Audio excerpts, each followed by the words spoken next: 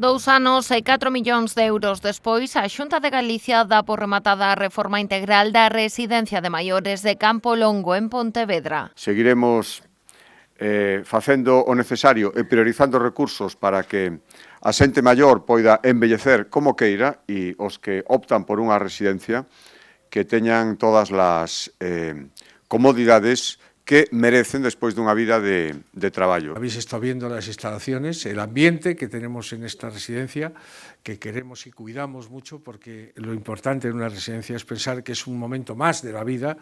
Aquí nadie viene a morirse, aquí venimos a disfrutar. Hoxe visitou as instalacións o presidente autonómico. Alfonso Rueda puxo en valor que a intervención permitiu tamén ampliar a capacidade do centro ata as 130 prazas. Delas, a metade estarán destinadas a persoas en situación de dependencia. Son 130 historias que cada unha distinta e que todas merecen este esforzo. Cando falamos da sociedade do benestar, isto é ser capaz de garantizar servicios dignos, bons servicios a todas as persoas en todo momento e según o vayan necesitando. Alfonso Rueda conversou cos residentes que aproveitaron a visita para poñer máis deberes, pequenos arranxos en baños ou portas e a reforma da terceira e da cuarta planta.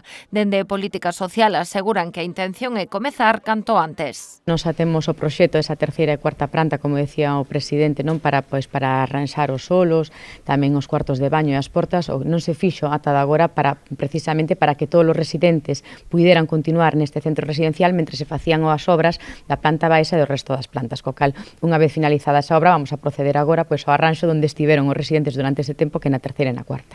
O presidente da Xunta quixo tamén poñer en valor a posta en funcionamento da nova residencia pública de Pontevedra, construída pola Fundación Amancio Ortega. O centro, situado no barrio da Iriña, conta con 120 prazas e supuxo un investimento de 28 millóns de euros.